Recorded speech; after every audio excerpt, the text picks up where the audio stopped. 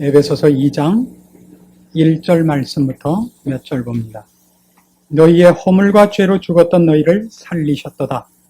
그때 너희가 그 가운데서 행하여 이 세상 풍속을 쫓고 공중의 권세 잡은 자를 따랐으니 곧 지금 불순종의 아들들 가운데서 역사하는 영이라. 전에는 우리도 다 그 가운데서 우리 육체의 욕심을 따라 지내며 육체와 마음에 원하는 것을 하여 다른 이들과 같이 본질상 진노의 자녀이었다. 3절 말씀까지 보았습니다. 에베소서 1장을 마치고 2장으로 넘어오면서 2장 1절이 그냥 너희의 허물과 죄로 죽었던 이렇게 시작하지 않고 앞에 또한이라는 말이 있었다는 것을 지난주에 말씀드렸습니다. 또한 너희의 허물과 죄로 죽었던 너희를 살리셨다. 그래서 2장에 나오는 죄악 가운데서 우리를 구원하신 것이 하나님의 능력에 관한 얘기요, 하나님의 계획에 관한 문제인 것을 우리가 살펴보았습니다. 하나님께서 어떻게 우리의 인생에 간섭하시고 우리의 인생이 우리의 뜻에 의해서가 아니라 하나님의 의지 있고 집념 있는 계획에 의해서 간섭되는 운명인가 하는 것을 살펴보는 중에 그 중에 우리에게 일어난 일, 우리가 어떻게 죄악 속에서 살다가 하나님 아버지의 크신 능력으로 구원 얻는 자가 되었는가 하는 것을 살펴보는 대목에 이른 것입니다. 그러나 오늘 우리가 살펴보려고 하는 것은 우리가 어떻게 그 능력으로 구원을 얻었는가를 직접 살펴보는 것이 아니라 도대체 구원 얻기 이전에 우리가 어디에 살고 있었는가, 죄인이었다는 것이 무엇이며 본질상 진노의 자녀라는 것이 무엇인가, 그리고 오늘날도 그렇게 살고 있는 사람들의 모습이 어떠한 것인가 하는 것을 살펴보려고 합니다. 왜냐하면 우리를 죄악 중에서 구원하신 것이 얼마나 큰 은혜요, 능력에 관한 문제인가를 알려면 그 문제가 얼마나 심각하고 굉장한 것이었는가를 아는 수밖에 없습니다. 지금 우리가 입학시험 본 우리의 자녀들의 합격자 발표를 듣고 있는 기간입니다. 지금은 옛날에 여러 부모님들이 다니시던 때하고 사뭇 다릅니다. 그때는 공부를 어지간히 했으면 다 지금 말로 해서 서울대학들을 다 가실 수 있었습니다. 지금은 서울대학이 서울에 있는 대학교만 가면 그게 서울대학입니다. 굉장히 어렵습니다. 일전에 곽선희 목사님께서 그렇게 말씀하시는 걸 들었습니다. 괜히 자녀들 앞에 야야 너는 뭐 그래 서울에 있는 대학도 못 가고 무슨 분교를 가냐, 너희 엄마 아빠는 다 서울대학 나오고 뭐 이렇게 잰다고 하시면서 사실 바른 말이지 지금부터 30-40년 전에 서울대학 나온 게 뭐 대단한 것이었습니까? 이렇게 말씀하는 걸 들었습니다. 사실이 그랬습니다. 줄만 똑바로 서서 학교 다녔으면 누구나 다닐 수 있었던 대학교였습니다. 그때 실력이 없어서 대학을 안 간 게 아니라 가정 형편상 안 갔던 사람이 많지 시험 봐서 떨어진 사람은 저랑 뭐 몇 사람 빼놓고는 없었습니다. 저랑 주성호 전도사님이랑. 요즘은 다릅니다. 서울에 있는 대학교만 가면 다 서울대학생입니다. 그리고 시골에 있는 대학을 다니면 다 국민대학생입니다. 다 좋은 대학이죠. 요새 어디 좋고 나쁜 대학이 있습니까? 대학을 가기만 해도 참 대단합니다. 여러분 이런 말을 제가 직접 입에 올리는 것을 용서하십시오만 지금부터 한 10년쯤 전이면 우리가 국민대학이니 명지대학이니 하는 이름들을 모르는 사람 많았습니다. 경기대학, 경기고등학교는 있는 줄 알지만 경기대학이 있는 줄은 잘 몰랐을 겁니다. 제가 얼마 전에 국민대학을 가보고 참 많이 놀랐습니다. 그렇게 번듯하게 잘 해놨을 수가 없습니다. 참 학교 좋아졌습니다. 겉만 보고 어떻게 아느냐 그러실지 모릅니다만 대학교는 어느 대학교가 좋으냐면 건물 좋은 대학교가 언제나 좋습니다. 왜 그런지 아십니까? 돈이 있다는 증거고 돈이 있으면 좋은 교수들도 잡아올 수 있는 때가 지금 시대입니다. 그렇죠? 제가 유학 갔던 대학은 한국 사람들은 잘 모르는, 이름을 잘 모르는 신학교였습니다.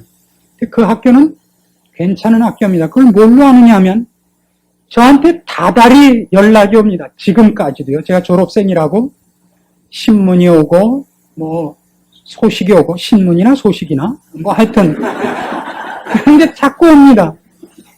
그게 바다 건너오려면 보통 많이 돈이 드는 게 아닙니다. 그게 그냥 끝없이 날라와요. 무슨 뜻인지 아십니까?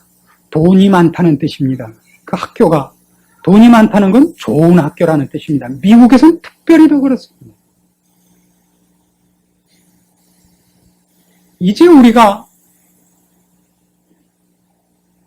이 입학 시즌을 지나서, 입학 시즌이 아니라 시험 시즌을 지나서 이제 발표 시즌에 왔습니다.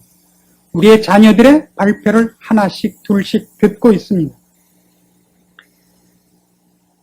시험이 얼마나 어려운가를 알아야 합격한 것이 얼마나 대단한 일인가를 압니다. 30년 전에 대학교 다닌다 그러면 그냥 30년 전에 무슨 학교 다닌다 그러면 그것도 학교라고 댕기나? 돈은 많고 놀기는 싫고 그랬던 모양이지. 그러나 지금은 대학을 다닌다 그러면, 서울에서 대학을 다닌다 그러면 상당히 공부 열심히 했겠구나. 눈치 보느라고 고생했겠구나. 그 생각이 우리 마음에 있는 것입니다. 왜요? 어려워졌으니까요. 구원 문제에서 하나님께서 우리에게 베푸신 능력이 얼마나 큰가 하는 것을 기억하려면 죄악 속에 있었던 것이 무엇이냐부터 밝히는 법인 것입니다. 그래서 오늘 그 얘기입니다. 너희의 허물과 죄로 죽었던 너희를 살리셨다. 근데 도대체 어디 있었던 우리냐 말이에요. 2절에 나오죠. 그때에 너희가 그 가운데서 행하여 이 세상 풍속을 쫓고 공중의 권세 잡은 자를 따랐으니 곧 지금 불순종의 아들들 가운데서 역사하는 영이라. 이 2절 말씀이 죄인들의 삶을 가장 잘 묘사하고 있는 겁니다. 이 세상 풍속을 쫓고 공중 권세 잡은 자를 따랐으니 곧 지금 불순종의 아들들 가운데서 역사하는 영이라. 이 영이라는 것은 우리가 성령, 악한 영, 그러는 그 영이 아니고 정신이라는 뜻입니다. 그런 사상, 그런 생각, 그러니까 불순종의 아들들 가운데서 역사하는 생각들, 그런 사상들, 그런 것을 얘기합니다. 도대체 세상, 즉 죄인들이 사는 곳, 하나님을 모르는 본질상 진노의 자녀들이 살고 있는 모습들이 무엇이길래 이런 표현을 했는가 하는 겁니다. 이 세상 풍속을 쫓는다는 게 무엇이며 공중 권세 잡은 자를 따른 불순종의 영들을 갖고 있다는 것이 무엇이냐. 가장 대표적인 건 이겁니다. 불신자와 신자에게서 가장 두드러진 것은 신자들은 스스로를 피조물이라는 쫄병인 것을 인정하는 자고, 불신자의 대표되는 불순종의 영이라는 것은 자기가 자기의 주인인 것입니다. 부모님들께서 자녀를 키우는 중에 제일 섭섭한 얘기가 뭡니까? 제일 섭섭한 얘기. 자녀들이 독립을 외치는 것 아닙니까? 부모님께서 언제 저에게 뭘 해주신 적이 있습니까? 제가 다 했지요. 제가 뭐 하려고 그럴 때마다 늘 하지 못하게 해갖고 사실 오늘날 욕거리 됐지. 내가 그때 그걸 하려고 그런 걸 놔뒀으면 제가 더 잘 됐을지도 모릅니다. 언제 부모님이 저한테 잘해주신 것 있습니까? 어느 날 자녀가 이런 말을 하는 수가 있습니다. 어떻게 아느냐고요? 저도 해봤거든요. 참 이거 해서는 안 될 말인데 그걸 깨닫는 것이 꼭 여러 번 한 다음에 깨닫는다는 사실입니다. 그렇죠? 여러분 자녀가 여러분한테 한 적이 없습니까? 여러분이 여러분 부모한테 한 적은 있죠. 이거 안 한 사람 몇 없습니다. 언제 부모님이 저한테 잘해줬습니까? 언제 부모님께서 저한테 필요한 것 해줬습니까? 그나마 여기까지 온 것도 제가 잘나서죠. 그게 우리가 늘 하는 얘기예요. 우리 말에도 있어요. 안 되면 조상 탓이죠. 잘 되면 내 탓이고요. 인간이 갖고 있는 가장 대표적인 불순종의 아들들 가운데서 역사하는 영이 뭐냐? 사상이 뭐냐? 자기가 자기를 만들었을 뿐 아니라 운명을 책임질 능력이 있다는 자세입니다. 이거를 세상에서 쓰는 말로 휴머니즘이라 합니다. 휴머니즘이라 좋습니다. 인간애 그렇게 표현할 때는 참 좋습니다. 인간이 짐승과 다른 양심을 갖고 있고 인간애를 갖고 있는 것으로 휴머니즘이라고 쓰는 데 대해서 누가 뭐라 그러겠습니까? 그러나 휴머니즘이라는 건 근본적으로 인간이 인간의 운명을 책임지고 다른 이의 간섭을 거부하는 자존심입니다. 그걸 1차적으로 불순종이라 합니다. 스스로 태어났다는 겁니다. 손오공같이, 박혁거세같이. 부모 없이 태어났다는 거예요. 하나님 없이 스스로 자기가 만들어졌다는 겁니다. 이것이 세상이 갖는 가장 굵은 불순종의 사상입니다. 그래서 나온 얘기가 뭐죠? 진화론 아닙니까? 진화론. 진화론은 들을 때마다 참 재미있습니다. 참 재미있어요. 우리가 무엇부터 출발을 했다고요? 무슨 집신벌레인가? 그것부터 출발을 해서 지금 영장류 속에 우리가 있습니다. 영장류 속에 인간과 누가 같이 들어있죠? 영장류 속에 원숭이, 고릴라 이렇게 같이 들어있어요. 영장류 속에. 왜 그런 얘기가 나오느냐 하면 인간이 갖는 생각 중에 논리성과 과학이라는 것이 그걸 만들어내는 것이 아니라 인간을 만들어낸 권위적 차원에서의 주인이 있는 것을 거부하려는 사상이 만들어낸 겁니다. 진화론 얘기만 나오면 가장 재는 사람들이 있죠. 생물 선생님들. 진화론만큼 어처구니 없는 얘기도 없습니다. 제가 유학 갔던 학교에서는 그 학교 자체에서 진화론을 안 가르치고 창조론을 생물학과에 가르칩니다. 대학과 신학원에서만 그러는 게 아니라 대학 과정에서도 그렇습니다. 그걸 주 정부에 계속 문의를 하고 있는 중이었습니다. 허락을 아마 그때 곧 받아낸다 그랬는데 잘 모르겠습니다만 우리나라에도 창조과학회라는 게 있습니다. 대단한 그 학회가 있습니다. 그래서 그 창조과학회에서 중고등학교 교과서에 생물에 진화론과 함께 진화론도 학설이고 창조론도 좋다. 학설이라 그래도 좋으니까 대등한 두 개의 양대 학설이 있다는 것을 동등하게 취급해 다오. 이걸 제시하고 있고 교과서를 만들어서 매년 문교부에 제출하고 있습니다. 아직은 채택되지 않고 있습니다만. 쉽게 얘기해서 성경적으로 얘기할 때 인류가 몇 년 된 겁니까?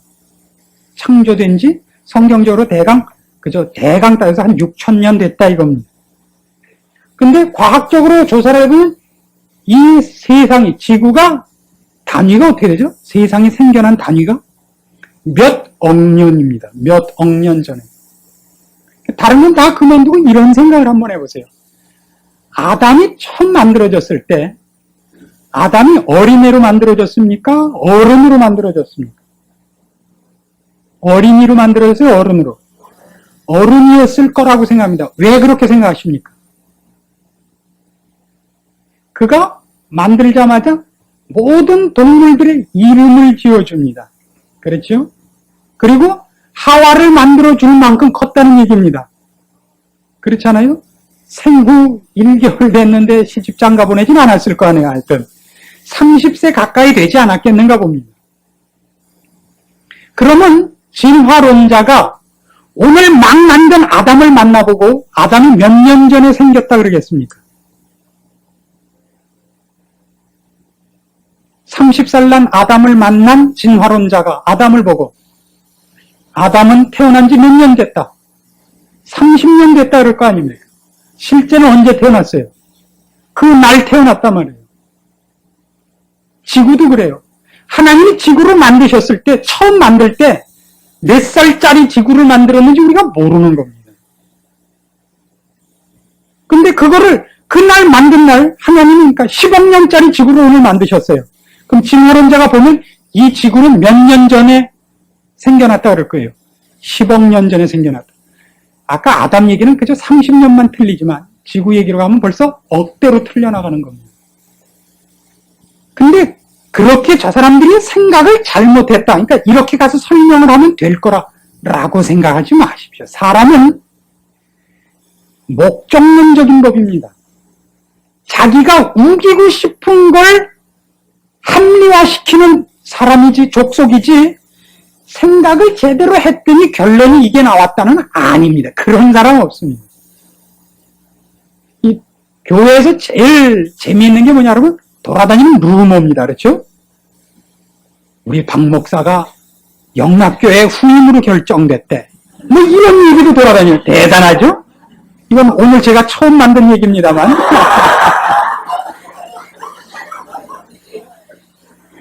왜 그런 얘기가 나올까요? 사람은 이미 상대방을 싫어한다든가 상대방이 틀려야 된다든가 이미 목적을 갖고 만납니다. 그래서 말을 하면 말이 그냥 들리는 적이 없어요. 인간의 귀라는 건 기계가 아닙니다. 참 재미있습니다. 자기가 의도한 말만 따는 법이에요. 그래서 말은 당사자한테 직접 듣지 않은 것은 안 해야 옳은데 그런 사람은 또 몇 안 되니까 하십시오. 하시되 분명히 그러셔야 됩니다. 직접 들은 건 아니라고. 그냥 그 사람이 이렇게 얘기했으면 좋겠다고 그렇게 얘기를 하셔야 됩니다. 지금 우리가 무슨 얘기를 하다 이 얘기를 갖느냐 하면 우리가 누군가 하는 얘기를 하는 겁니다. 죄인이었을 때 죄인 인간들이 어떻게 사는가 하는 얘기를 합니다. 가장 왜곡시키고 싶은 것 중에 대표적인 게 뭐냐? 하나님이 우리의 주인이라는 것을 왜곡시키고 싶은 것이 불신자가 갖는 본성입니다. 해를 비추면 식물은 잎사귀와 꽃은 뭘 쳐다보게 되어 있습니까? 해를 보게 되어 있습니다. 그럼 뭐라 하죠? 해굽성이라 그러죠. 뿌리는 어떻습니까? 뿌리는 밝은 쪽에서 반대편으로 갑니다. 그럼 뭐라 그럽니까? 암굽성? 그건 잘 모르겠네. 배굽성? 뭐 하여튼 배일성? 배일집? 뭐 이상해. 식물의 잎과 꽃이 해를 바라보듯이 뿌리는 반대로 어둡고 침침한 곳, 습한 곳으로 가게 되어 있습니다. 우리가 신자가 되고 불신자가 된 것 중에 가장 큰 게 뭐냐 하면 신자가 되면 하나님한테로 얼굴을 향하고 불신자는 본능적으로 하나님으로부터 반대편으로 가는 습성이 있는 걸 아셔야 됩니다. 우리가 이런 통속 가요 중에 이런 가사가 있습니다. 불나비 사랑. 그런 거 아십니까? 불나비 사랑. 나방이는 불 비치는 쪽으로 갑니다. 그래갖고 몸이 타는데도 모닥불 속에 뛰어 들어옵니다. 부질없는 사랑, 맹목적인 사랑을 얘기할 때 불나비 사랑이라고 합니다. 이건 생물학적으로 이렇게 설명을 합니다. 밝은 곳과 어두운 것이 있으면 밝은 쪽 근육이 수축이 돼서 선택을 하는 게 아닙니다. 나방이가. 밝은 쪽, 그러니까 명암에 따라서 밝은 쪽으로 몸이 수축이 돼서 저절로 핸들이 꺾이는 거예요. 핸들이 꺾여요. 그래서 그냥 가는 거예요. 몸이 타는데도 밝은 쪽으로 들어갑니다. 죄인이란 뭐냐? 그런 자들입니다. 우리가 그 속에서 살고 있었다는 사실을 아십니까? 지금은 그렇지 않습니다. 지금은 어느 쪽으로 근육이 수축되고 핸들이 돌아가죠? 하나님을 향하여. 하나님을 향하여. 그래서 불신자와 신자를 비교하는 것 중에 가장 재미있는 건 이것입니다. 객관적 도덕과 윤리의 차원에서 볼 때 불신자가 신자보다 높을 수 있습니까? 없습니까? 있을까요? 없을까요? 있습니다. 불신자가 도덕과 윤리의 기준에서는 신자보다 높을 수가 있습니다. 그러나 재미있는 것은 윤리와 도덕에서 불신자가 아무리 신자보다 높아도 구원은 못 받습니다. 설명을 하자면 이렇습니다. 불신자는 아무리 높아 있어도 어두움을 쳐다보고 있습니다. 그러니까 저쪽에 하나님이 계시다면 아무리 하나님 쪽 가까이 가도 반대편을 쳐다보면서 가고 있고, 신자는 아무리 타락해도 꼭 시선이 어디가 있느냐 하면 하나님께 가 있습니다. 참 이상해요. 여러분 생각해 보세요. 어느 때 여러분이 하나님에 대한 의식이 가장 투철하죠? 타락할 때. 하나님이 막 구름에 가렸다 안 보였다 이럴 때 훨씬 시력이 좋아져요. 그렇죠. 하긴 시력이 나빠질 수가 없죠. 타락하는 주제에. 보기라도 잘 봐야죠. 참 이상합니다. 전혀 다르다는 걸 아셔야 됩니다. 그러나 객관적인 눈으로 볼 때 세상 사람들이 이 신앙이라는 차원 말고 도덕과 윤리로밖에 볼 수 없을 때는 무슨 얘기가 나오느냐면 왜 예수 믿는 것들이 안 믿는 분들만 못하냐. 그 얘기가 나올 수밖에 없습니다. 나올 수밖에 없어요. 부끄럽지요. 그러나 그것 때문에 혼동하지 마십시오. 신자와 불신자의 가장 큰 차이입니다. 그런데 이제 여기 보면 이 표현을 얼마나 잘했나고요. 이 불순종의 아들들 가운데 역사하는 영인데요. 그걸 갖고 사는 사람들이 세상을 어떻게 사느냐면 세상 풍속을 쫓도록 되어 있다 그럽니다. 세상 풍속을 쫓는데 이 말이 갖는 세상 풍속을 쫓고라는 말이 여기 들어있는 것을 여러분 감사하십시오. 자, 이렇게 얘기를 하고 싶다. 예수를 믿는 사람들을 가르쳐서 불신자들이 이런 말을 하곤 합니다. 구속받는다고, 속박된다고, 주일날도 꼭 교회 가야 되고, 뭐 좋은 일만 생기면 꼭 감사헌금 해야 되고, 어려운 일 생긴다고. 난 그런 게 싫다고. 그런 말들을 해요. 안 믿는 사람들이. 그게 제가 하도 어처구니가 없어서 그러는 겁니다. 성경 얼마나 잘 얘기하나 보세요. 예수를 믿으려면 사람들은 보통 이렇게 생각해요. 원래 인간은 중립지대에 태어나는데 죄를 지면 지옥에 가고 예수를 믿으면 천국에 간다고 생각하기가 일수예요. 그렇죠? 예수 믿어서 뭐 복잡하게 살지 말고 지옥 가지 않을 만큼 그냥 중립지대에서 깨끗이 살면 그것도 또 부처를 믿나 예수를 믿나 다 같이 그게 인간이 다 잘 먹고 잘 살고 이익되게 살자는 얘기 아닌가. 요 따위 말을 하시는 분들이 있어요. 근데 잘 생각하세요. 인간은 절대 중립지대에 있지 않다고 성경은 얘기합니다.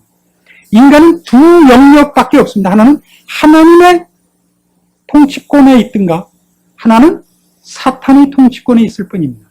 근데 재미있는 것은 하나님의 통치 아래 있는 사람에 대해서는 하나님이 꺼내놓고 너는 내 통치 아래 있고 내 말을 들어야 된다 이럽니다. 꺼내놓고. 그런데 사탄은 한 번도 자기가 통치권자라는 것을 나타내지 않습니다. 꼭 감춥니다. 그럼 뭐라 그러냐면 나는 너에게 자유를 줬다 그래요. 꼭.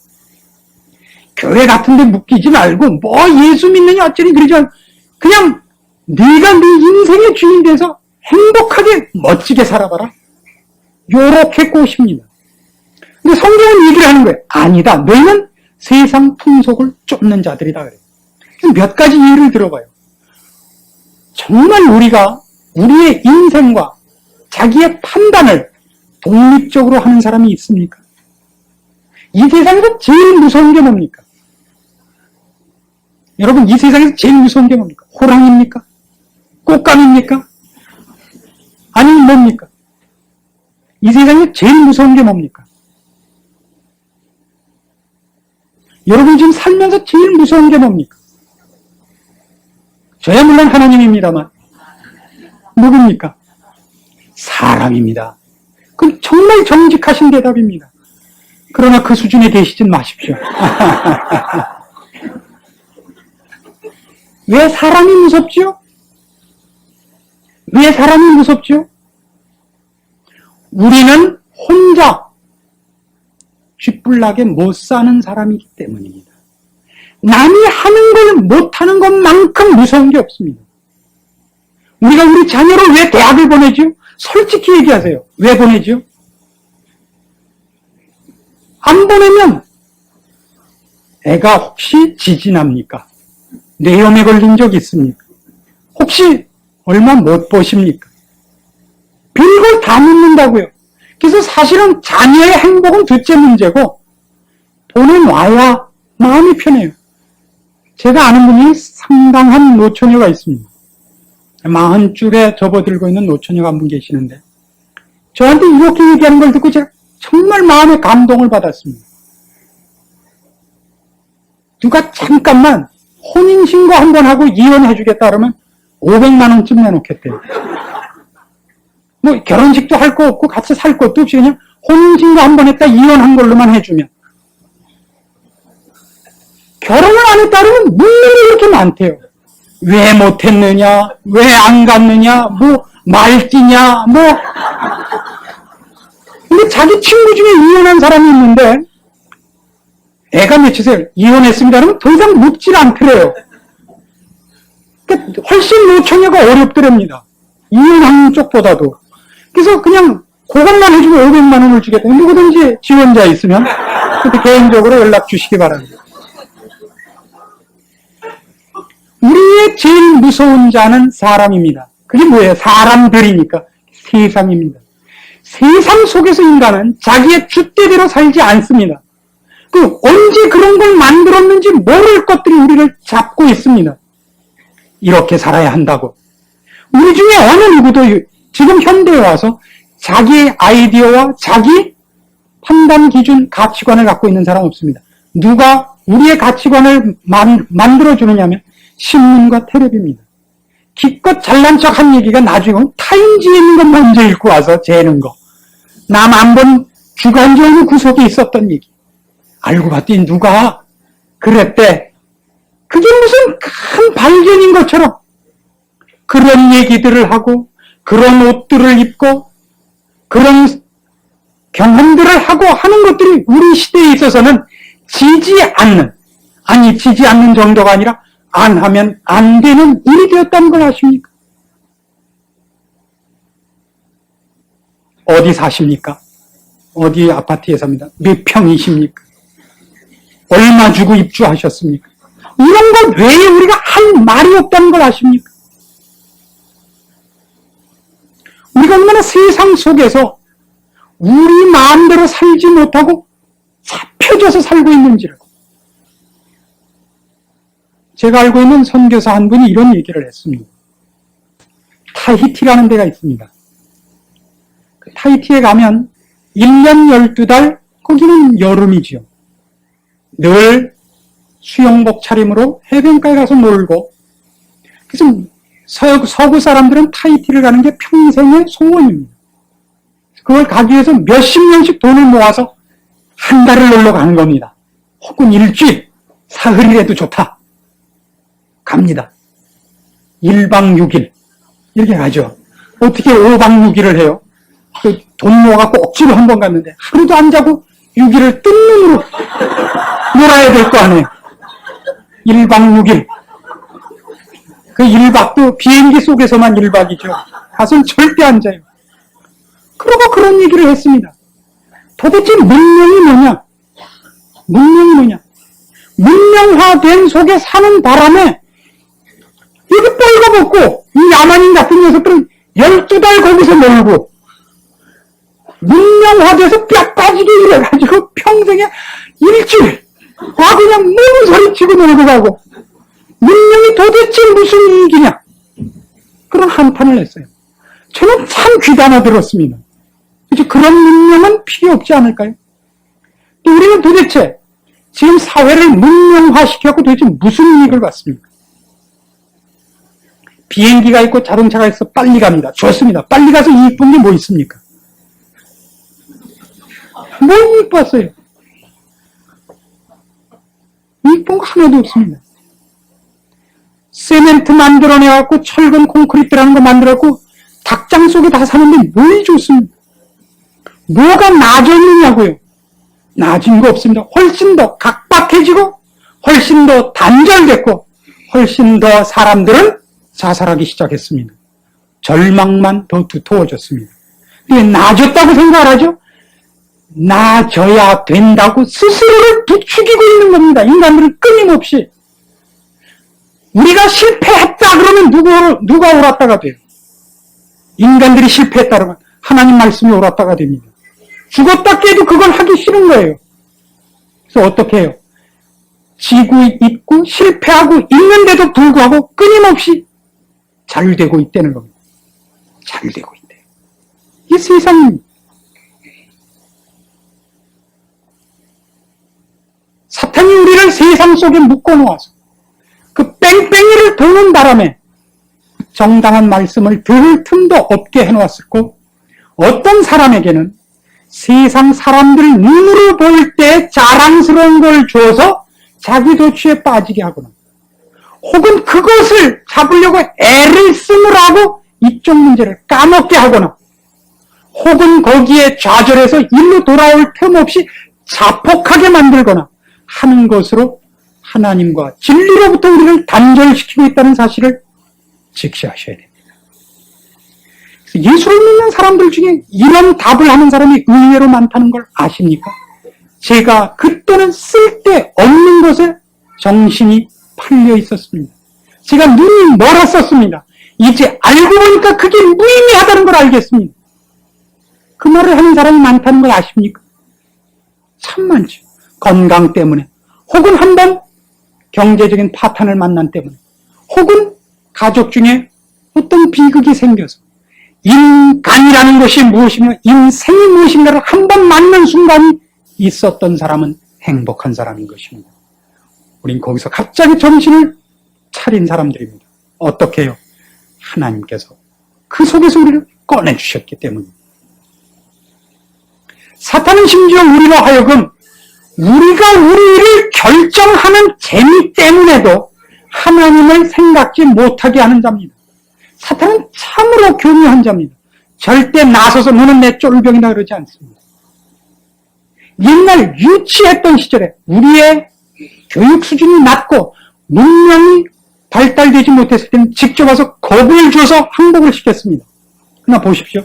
문명이 발달하면서 교육 수준이 올라가면서 직접적인 사탄의 작업은 꼬리를 감춥니다. 옛날에는 시골에 가면 도깨비 장난이라는 게 심심치 않게 있었습니다. 그게 없던 얘기가 아닙니다. 사실입니다. 귀신들이 나오고 실제로 그렇습니다. 그래서 귀신 앞에 절하게 하고 그에게 맹종하게 했습니다. 이젠 그런 방법을 안 씁니다. 왜요? 그렇게 하는 것이 이익이 아니기 때문에 그러는 겁니다. 과학이 발달하면 귀신을 몰아내고 사탄을 물리칠 힘이 생긴다는 뜻이 아닙니다. 사탄이 우리를 자만심과 가능성으로 붙잡고 있다는 것을 직시하십시오. 얼마나 많은 사람들이 그의 성취와 그의 의지와 그의 가능성 때문에 무릎 꿇는 일을 본능적으로 거부당하고 있는지 아십니까? 예수를 믿으시오 할 때 맨 처음 와서 부닥치는 싸움이 뭡니까? 왜 내가 구걸을 해야 되는가? 그겁니다. 만일 기독교가 5천만 원씩 평생에 그 평생을 통해 5천만 원 이상 내야 구원을 얻는다 그랬으면 지금보다 10배는 더 신자가 늘었을 거라고 저는 생각합니다. 그게 더 쉽기 때문입니다. 그러나 기독교는 그것 요구하는 종교 아닙니다. 그래서 어렵습니다. 그러나 오늘 저녁 우리가 기억할 건 이겁니다. 이 모든 얘기를 종합해서 놀라고 놀라야 할 것은 예수를 믿고 이 자리에 들어온 다음에도 그 버릇이 남아있다는 사실입니다.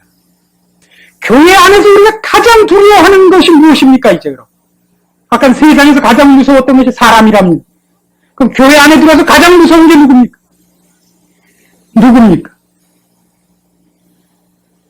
그것도 사람입니다. 어떻게 된 겁니까, 도대체가?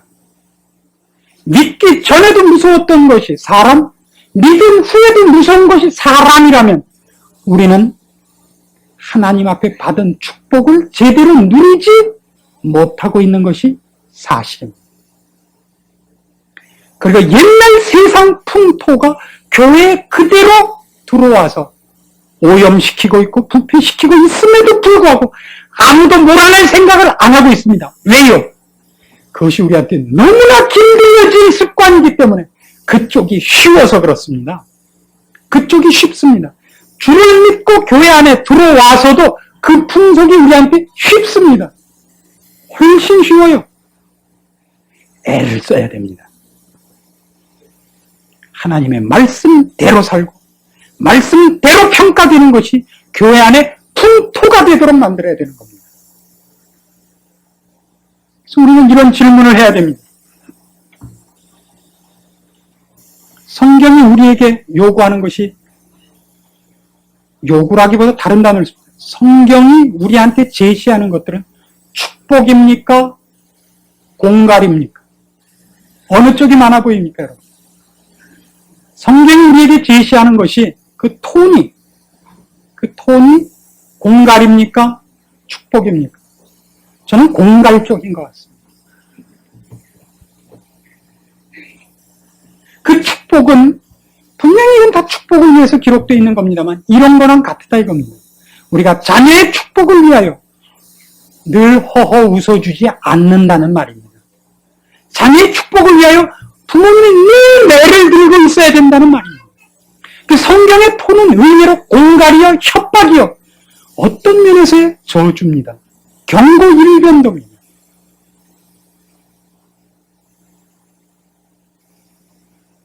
주를 믿고 하나님이 품 안에 들어오셨고 주의 말씀을 갈급해하는 사람들로 여러분 여기 와서 앉아 계십니다. 무엇이 두렵습니까? 세상에선 무엇이 두렵고 교회에선 무엇이 두렵습니까? 그걸 생각하셔야 됩니다. 그리고 그 둘 다 하나님이 두렵다로 바꾸며 그렇게 살지 않는 한 입 열지 마십시오. 우리는 내가 그렇게 못 살면 옆에 있는 사람도 그렇게 못 살게 만들어야 감히 마음이 놓이는 악당들입니다. 그렇죠? 그러지 마십시오. 내가 그렇게 못 살거든 가만히 계십시오. 제발 좀. 그것이 교회에서 꼭 필요한 일입니다. 그 훈련을 시키려고 합니다. 그러니까 아마 저는 편안한 교사 노릇은 못할 거라고 생각합니다. 늘 들들 볶을 겁니다. 여러분은 계속해서 저 박종환이 같은 놈 이렇게 얘기할지 모릅니다. 박종환 씨 이 설교 안 듣기를 바랍니다. 그러나 박종환 씨가 제가 보기에는 우리나라 여태껏 있었던 대표팀 감독 중에 최고 같습니다. 정말 축구를 알고 축구를 사랑하는 사람 같습니다. 저도 그러려고 합니다. 하나님이 우리를 향하여 허허 웃고 계시지 않는다는 사실 때문에 그렇습니다. 저는 볶을 겁니다. 옛날엔 훨씬 험한 말을 썼던 것을 기억해 주십시오. 말은 제가 이제 살살 하겠습니다만 행동만은 옛날같이 하려고 합니다. 그것이 우리가 불려온 자입니다. 옛날에 했던 일이고 그런데도 아직도 벗어버리지 못하고 있는 구습들입니다. 벗어버려야 됩니다. 고쳐야 됩니다. 그걸 위해서 서로가 서로에게 도움이 되도록 해야 됩니다. 이것만을 하자고 자꾸 찔러줘야 됩니다.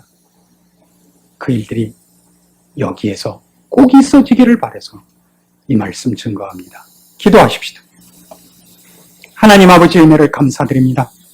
우리를 세상의 풍속을 쫓고 불순종의 아들들 가운데서 역사하는 영을 따라 살던 자리에서 이 자리로 불러주셨습니다. 하나님 기뻐하심을 받고 주 예수 그리스도의 보호하심을 받는 복된 자리로 부름을 받아 하나님의 자녀요 영광의 후손이요 영원한 하늘나라를 기업으로 받은 자로 부름받았습니다. 거기에 걸맞게 살 수 있게 도와주시옵소서. 옛 풍습을 버리고 옛날의 생각들과 언행들과 나쁜 생각들을 벗어버리고 주 예수 그리스도로 옷 입으며 선한 행실로 우리의 습관을 가지며 마음을 부여잡아 내주 하나님께서 가지신 심정을 우리의 심정으로 갖는 일 출발하게 도와주시옵소서. 그렇게 이 세상을 살게 도와주시옵소서. 우리가 그렇게 살아야 하는 사람이고 살도록 되어 있는 사람이고 그 특권을 가진 사람들이요 책임을 맡은 사람인 것을 이제 기억합니다. 주의 말씀이 우리에게 주어졌사오매 그렇게 사는 일도 주어지기를 진심으로 원하오니 들어주시옵소서. 예수님의 이름으로 기도합니다. 아멘.